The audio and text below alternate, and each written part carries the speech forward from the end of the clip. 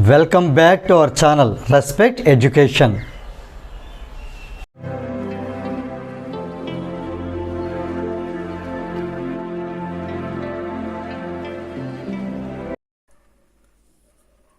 ఈ వీడియోలో మనం ఎక్సర్సైజ్ 8Aలో క్వశ్చన్ నెంబర్ 9 ఎలా సాల్వ్ చేయాలో నేర్చుకోబోతున్నాం. క్వశ్చన్ చూసినట్టయితే, a given wire of resistance 1 ohm is stretched to double its length.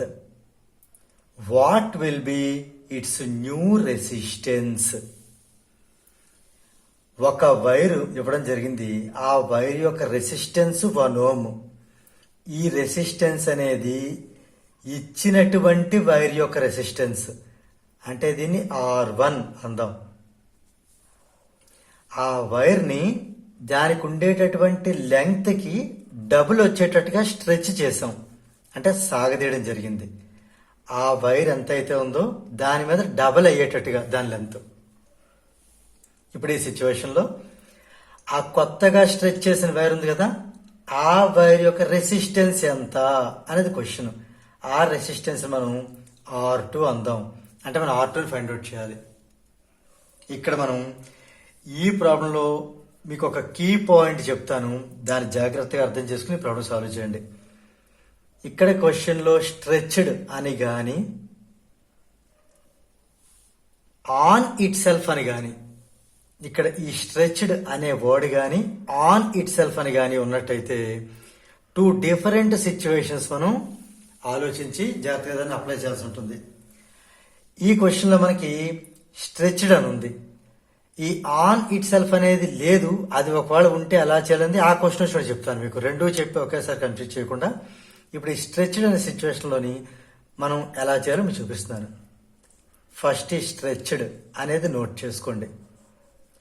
ఈ వైర్ని అయితే మనం స్ట్రెచ్ చేసాము. ఎలా స్ట్రెచ్ చేసాము? డబుల్ అయ్యేటట్టుగా స్ట్రెచ్ చేసాం. దాని యొక్క లెంత్ డబుల్ అయ్యేటట్టుగా స్ట్రెచ్ చేసాం. డబుల్ అంటే మనకు తెలుసు కదా, 2 times. ట్రిపుల్ అంటే 3 times.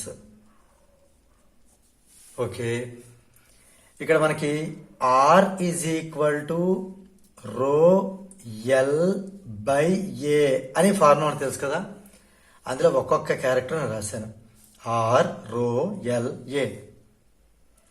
ఎప్పుడైనా కనుక ఒక వైర్ని లెంత్ డబుల్ చేస్తే, అంటే ఇప్పుడు ఈ లెంత్ అనేది ఉన్న లెంత్ మనం ఏం చేస్తున్నాం, 2 times డబుల్ చేసాం. ఈ 2 అనే నెంబర్ని మనం స్క్వేర్ చేస్తే వచ్చే వాల్యూ అనేది ఈ R అన్ని రెట్లు పెరుగుతుంది.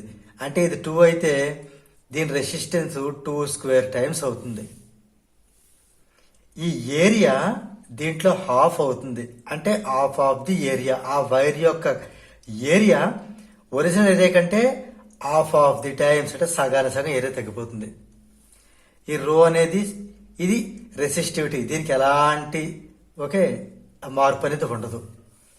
ఇది మీరు జాగ్రత్తగా అర్థం చేసుకుని అబ్జర్వ్ చేసినట్లయితే ఈ ప్రాబ్లం చాలా ఈజీ సాల్వ్ చేసేయచ్చు. ఇది డబుల్ అయితే, ట్రిపుల్ అయితే 3 times. అప్పుడు ఎల్ అనేది 3 times పెరిగితే ఆర్ అనేది 3 square times పెరుగుతుంది. ఏరియా అనేది 1/3 అవుతుంది. సో ఇప్పుడు ఈ ప్రాబ్లం సాల్వ్ చేసేద్దామా?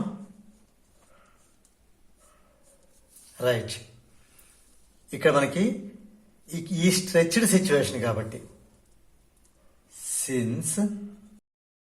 Since the given wire is stretched double its length, then new length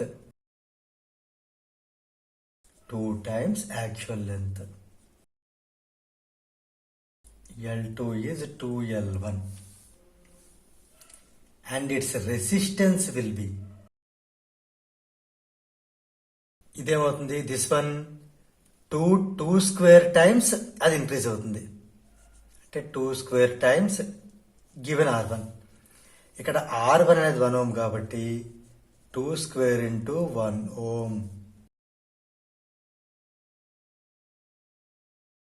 4 1s are 4 ohm. Therefore its new resistance is 4 ohm. దీంతో మనకి ఈ ప్రాబ్లం 9 అనేది కంప్లీట్ అయింది. If you feel this video is helpful to you, please like, share and subscribe our channel. And please do not forget to press the bell button so that you will get the notifications from our channel. Thank you very much.